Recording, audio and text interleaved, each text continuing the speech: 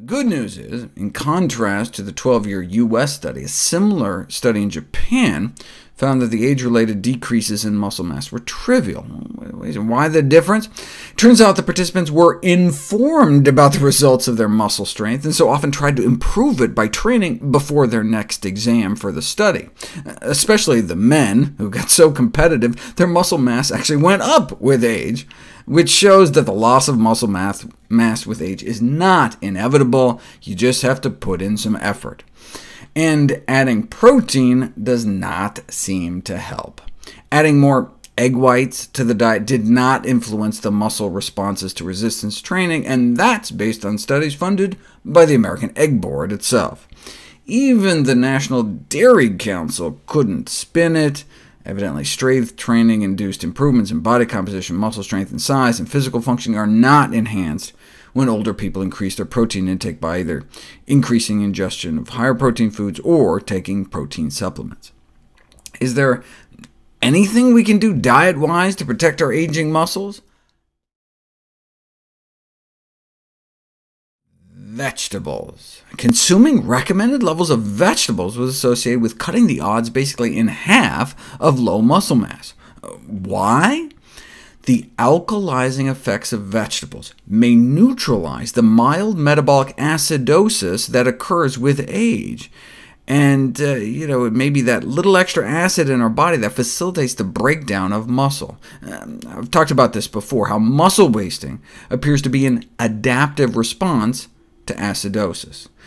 We appear to get a chronic low-grade acidosis with advancing age because our kidneys start to decline, and because we may be eating an acid-promoting diet, which means a diet high in fish, pork, chicken, and cheese, and low in fruits and vegetables. And as you can see, beans and other legumes are the only major source of protein that's alkaline instead of acid-forming. And indeed, a more plant-based diet, a more alkaline diet, was found to be positively associated with muscle mass in women aged 18 through 79 years old.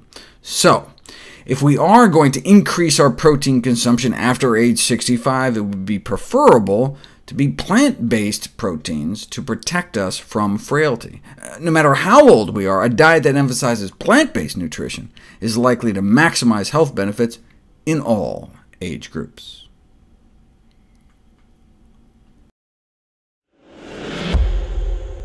Hey everyone, thank you for watching. I'm making this video because this was inspired by I had a debate on Twitter about high-protein diets. It was one of my videos. I think I talked about how I don't really believe in a high-protein diet, and that it could potentially add kidney stress with the high amount of protein, and how the kidneys have to deal with that, and so forth.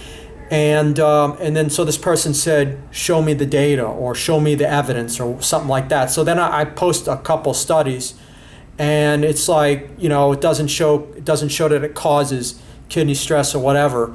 Well, isn't that the same logic that the smoking industry used, that smoking doesn't cause lung cancer? It was correlated, so correlation is not causation. This is where we really need to be careful, and this is where people who get too attached to this ideology or this agenda of high protein, in this case, it's not prudent advice, okay? To just simply say, oh, let's throw it out the window, high protein diet safe. It's like, yeah, it's been shown to be safe, but do we really know that?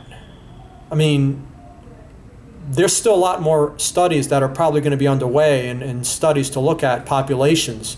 And while some of these studies that have been used to support a high-protein diet, many of them were short-term in nature, but even still, the fact of the matter is, we really need to just the jury is still out on it. We can use the studies now, but the reality is I've come across studies that actually have shown adverse reactions, and researchers who have made conclusions of caution about high-protein diets. And it's not just kidneys, it's other factors too that high-protein diets could impact in a potentially detrimental way. One of the biggest things that I find that can kind of mitigate this is the source of protein. So there's been studies that have been comparing animal and plant protein, and plant protein has been shown to be just kind of easier on the body in many ways. And I believe that it's because the proteins are incomplete. It's because they're dilute. And so in a sense, you're gonna have to kind of create variety, and you can get those amino acids and whatnot. But quite frankly, even before I became 100% plant-based, I actually wrote an article for bodybuilding.com, which I will attach to the bottom of this video, that I actually evaluated the protein requirements, and I actually heated on the side of caution. The whole 1 gram per pound of body weight, that's just completely unnecessary, completely unnecessary. And if you read the article, or if you scan through it, you can look through my sources, references. I stand by the article even today. Now, I wrote it before I was plant-based, but my logic was pretty much the same it is now, which ought to show you the legitimacy of my knowledge, because I haven't flip-flopped on this issue. I still believe it. I believe that what's more important is adequate protein, not high protein. Now, if some people want to go high protein because it gives them peace of mind for whatever their goals are, building more muscle, whatever floats your boat. But I've never been high protein. Maybe for a short period of time when I was first coming up and experimenting, but I eventually figured it out, and I have no problems building muscle and not even thinking about protein. I get my protein from plant-based sources. Beans are high in protein, seeds, vegetables, fruit, all these things. Fruits are not high in protein, but they have some, and a lot of people don't. What's underappreciated is the anabolic effect of polyphenols. I'm sure there'll be future studies to come out on that. But anyway, the point, I'm going to just go ahead and end this video because I don't want to take too much time. Oh, and then there's the IGF-1 issue.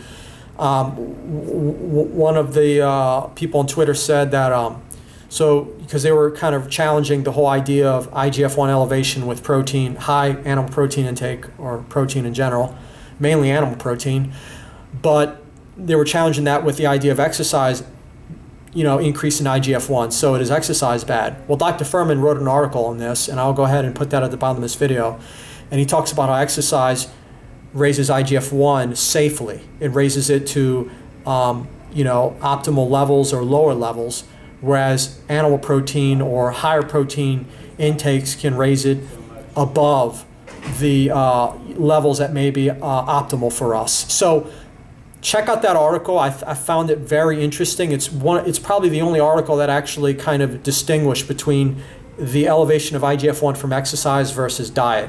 I thought that was an interesting article he wrote, and he has studies to support his article. So you can take a look at those. I'm going to go ahead and let Dr. Greger finish this video off, because I found this video very fascinating. And so feel free to leave comments below and questions, and I thank you for watching.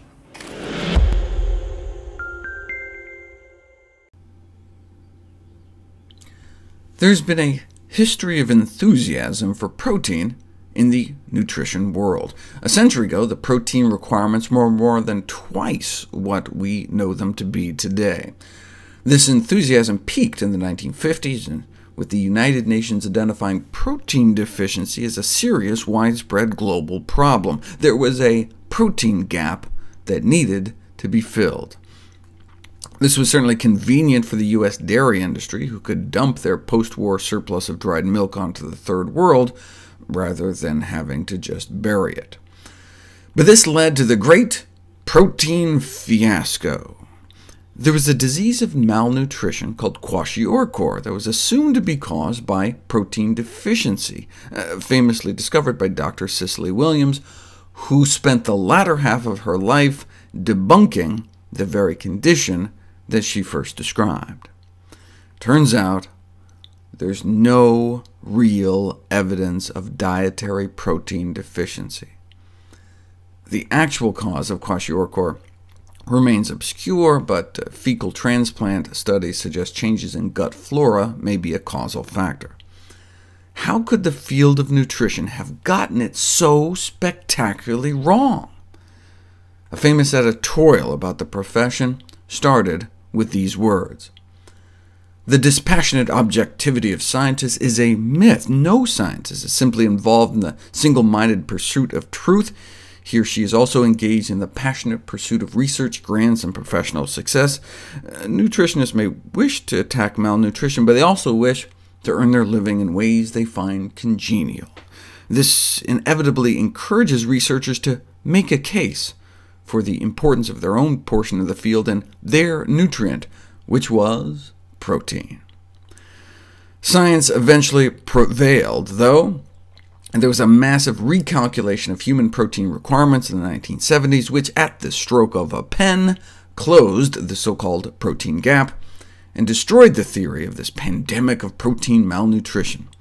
Infant protein requirements went from a recommended 13% of daily calories down to 10%, then 7%, and then down to 5%. Adults require no more than 0.8 or 0.9 grams of protein per healthy kilogram of body weight per day. So that's like your ideal weight in pounds multiplied by 4 and then divided by 10. So someone whose ideal weight is 100 pounds may require up to 40 grams of protein a day. On average, they probably only need about 30 grams a day, which is 0.66 grams per kilogram, but we say 0.8 or 0.9 because everyone's different and we want to capture most of the bell curve. People are more likely to suffer from protein excess than protein deficiency. The adverse effects associated with long-term high-protein diets may include disorders of bone and calcium balance, disorders of kidney function, increased cancer risk, disorders of the liver, and worsening of coronary artery disease. Therefore, there's currently no reasonable scientific basis to recommend protein consumption above the current recommended daily allowance due to its potential disease risks.